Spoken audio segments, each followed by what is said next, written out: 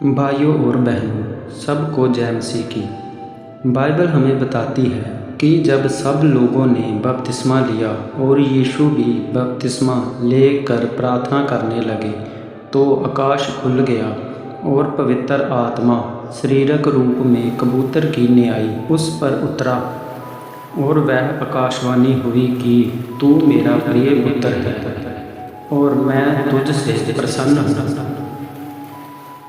फिर यीशु पवित्र आत्मा से भरा हुआ यरदन से लौटा और 40 दिन तक आत्मा के सिखाने से जंगल में फिरता रहा और शैतान उसकी परीक्षा करता रहा। उन दिनों यीशु ने कुछ ना खाया और जब वह दिन पूरे हो गए तो उसे भूख लगी। तब शैतान उसके पास आया और उससे कहा, यदि तू परमेश्वर का पुत्र है तो इस पत्थर से कह कि ये रोटी बन जाए। यीशु ने उसे उत्तर दिया, लिखा है कि मनुष्य केवल रोटी से जीवित नहीं रहेगा। तब फिर शैतान उसे एक जगह पर ले गया और यीशु को पल भर में जगत के सारे राज्य दिखाए और उससे कहा, मैं ये सब कुछ तुझे दूंगा क्योंकि ये सब मुझे सौंपा गया है और मैं जिसे चाहूँ उसी को देता हूँ। और यदि तू झुककर मुझे प्रणाम करे तो ये सब तेरा हो जाएगा। यीशु ने उसे फिर से उत्तर दिया, लिखा है कि तू प्रभु अपने परमेश्वर को प्रणाम कर और केवल उसी की उपासना कर।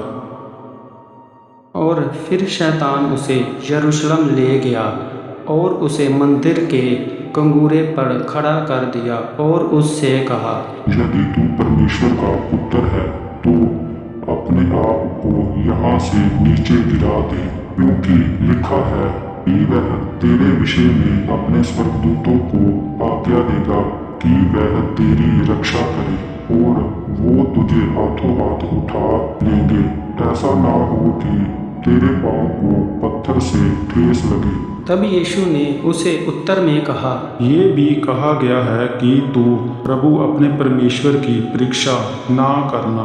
फिर जब शैतान सब परीक्षा कर चुका तब कुछ समय के लिए उसके पास से चला गया।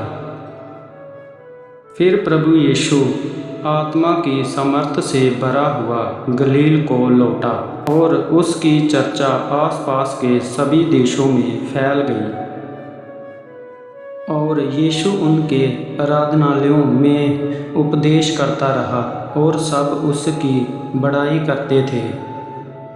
आज की वीडियो में इतना ही। बाइबल की और ऐसी ही सच्ची कहानियाँ देखने के लिए वीडियो को लाइक और चैनल को सब्सक्राइब करना ना भूलें। मिलते हैं नेक्स्ट वीडियो में।